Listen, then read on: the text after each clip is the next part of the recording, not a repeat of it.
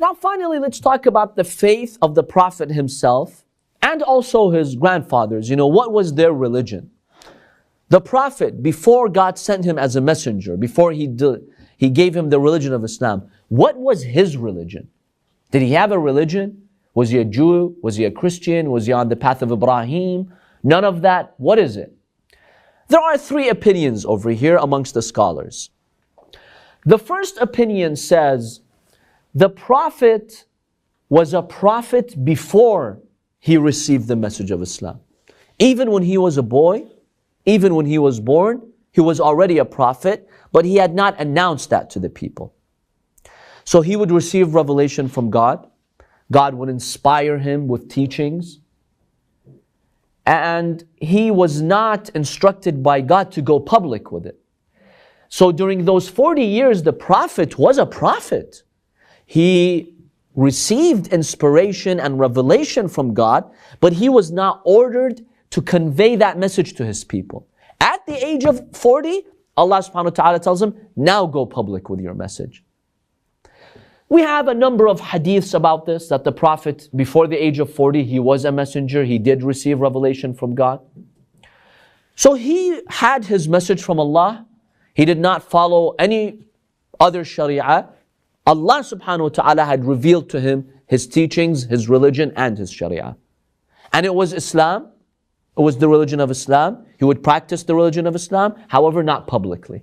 And he would not publicly preach about the religion of Islam. This is just like Isa alayhi salam. The Quran says that Jesus, when he was born, he was a prophet. He says, I am a prophet. When he was a baby and he spoke in that incident, he says, I'm a prophet. But he was not responsible for going public with his message. So Jesus, when he was just a few months old, was he a prophet or not? Yes, he was.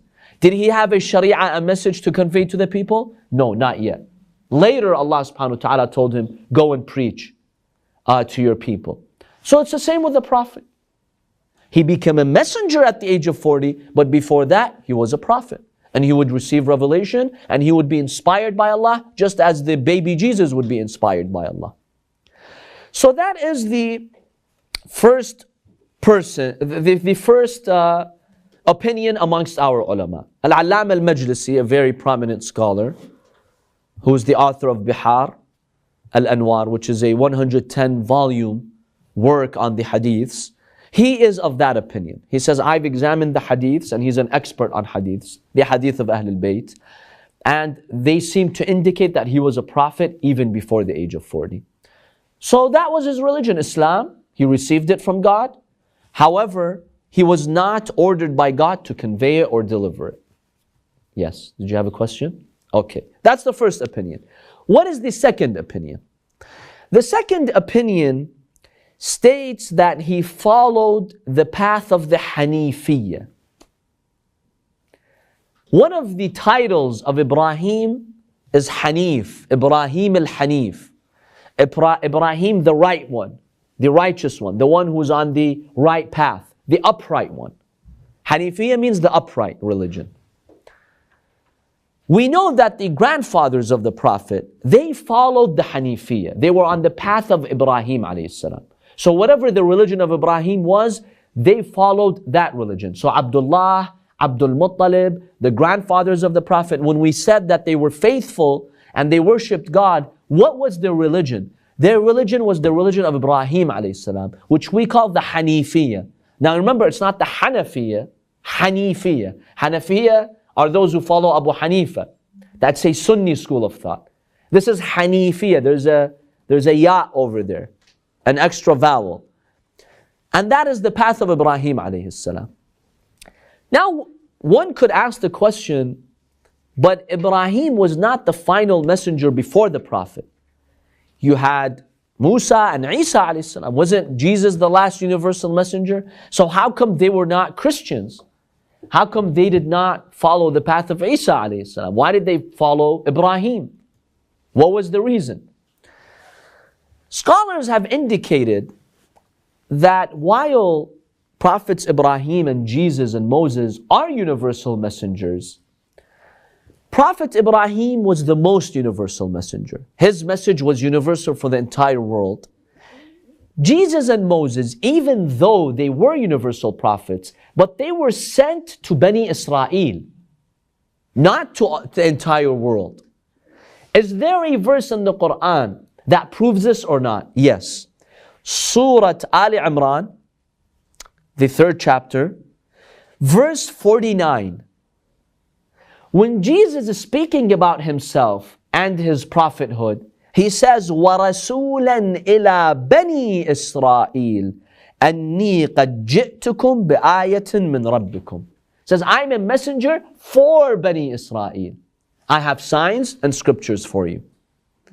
So Prophet Isa alayhi salam, his main message was for the Jewish people, for Bani Israel, the children of Israel. So those who were not from the Bani Israel, they still could continue on the path of who? Abraham alayhi salam. They were not obligated to follow the Sharia of Musa and Isa. If they wanted to, that was fine, that was optional. But they could just stick to the Sharia of Ibrahim. Because Musa and Isa were specifically sent for Bani Israel, and this is the proof from the Quran. Therefore, the grandfathers, the Arabs, in Mecca, those who were believers, they were on the path of Ibrahim alayhi salam.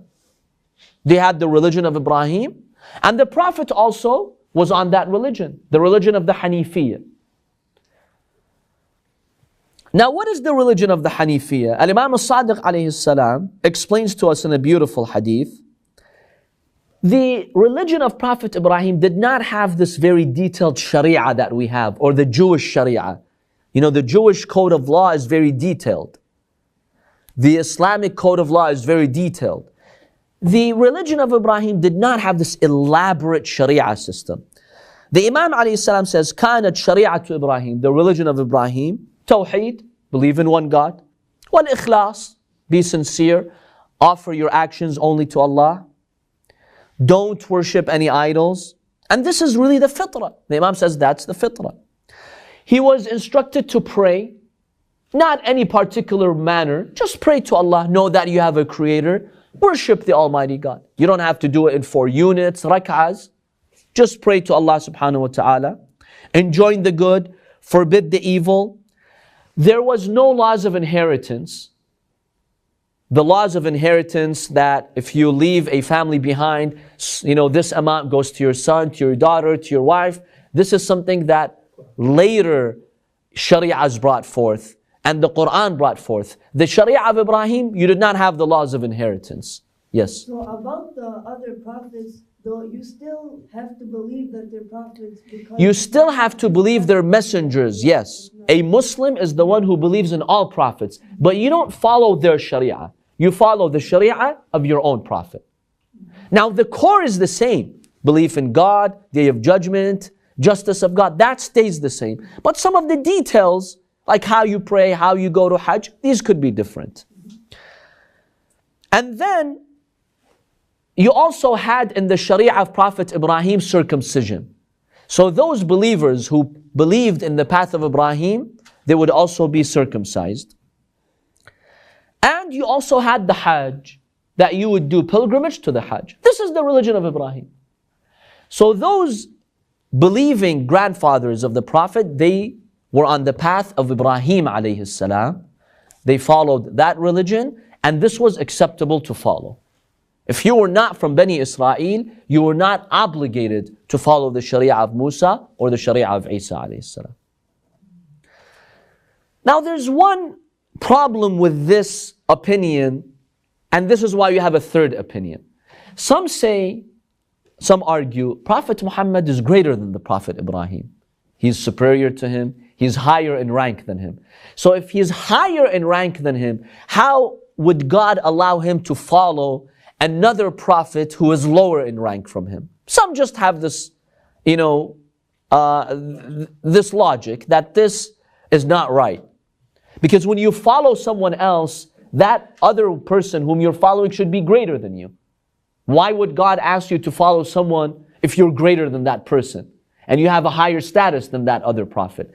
So some give us a third opinion, and they say that what the Prophet used to practice is the exact same religion of Ibrahim, but he wasn't following the religion of Ibrahim. Just as God revealed to Ibrahim, practice my faith this way, he revealed to Prophet Muhammad, practice my faith this way. So it's the same as the teachings of Ibrahim alayhi salam, but he wasn't following them, he was receiving them from Allah. But it happened to be that they were exactly the same sharia, the same religion.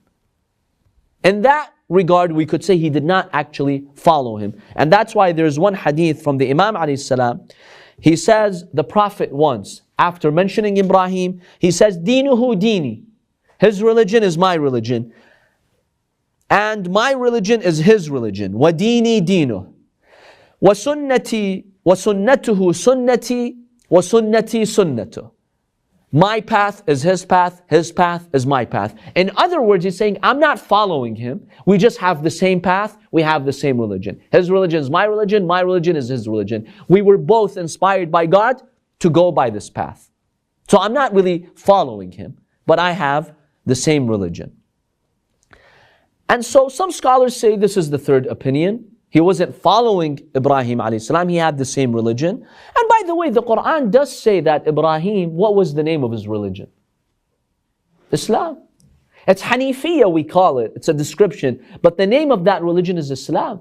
The Quran is very clear that Ibrahim was not a Jew, not a Christian, but he was a Hanif Muslim. Hanifan Musliman. He was an upright Muslim. And the Quran says that when he was dying, Ibrahim, he gathered his sons around him. He gave them a will. He told them, وَلَا تَمُوتُنَّ إِلَّا وَأَنْتُمْ مُسْلِمُونَ. Don't die except as Muslims. So we believe that all the religions of God, their name is Islam, to submit to God, because that's the meaning of Islam, submission to Allah. However, some prophets had different sharia. The details of how you practice the faith are a little bit different. So we call the sharia of Musa Judaism, but his faith, the religion is named what? Islam. So even Musa, his religion was Islam, but his sharia is called Judaism. Isa alayhi salam, his sharia is called Christianity or Nasraniya in Arabic. However, his religion is Islam. So the Prophet's religion was also Islam, just like any other prophet. 40 years, he did not have any specific sharia. It was just the core of the religion. After 40 years, when he receives the Quran, then Allah gives him a very specific, detailed sharia. In any case, whether we accept opinion number 1, 2, or 3, the Prophet was a believer in God. And unfortunately, you will find some hadiths in some books of other schools of thought that will tell you the Prophet, sometimes he would seek the blessing of an idol in Mecca, to the point where sometimes he could be seen as if he's worshipping that idol. We unanimously reject these hadiths. These are false, fabricated hadiths. They wanted to justify for some companions when they were told, hey, you companions, you worship the idols before Islam, whereas, Imam Ali alayhi salam, for example, did not. How are you qualified to represent the Prophet? So they said, the Prophet before Islam, he sometimes would touch the idols too. And this was just to justify for their companions. We reject these hadiths. They're not authentic. The hadith are very, very clear that the Prophet never worshipped an idol. He was on the path of Tawheed, on the path of Ibrahim alayhi salam.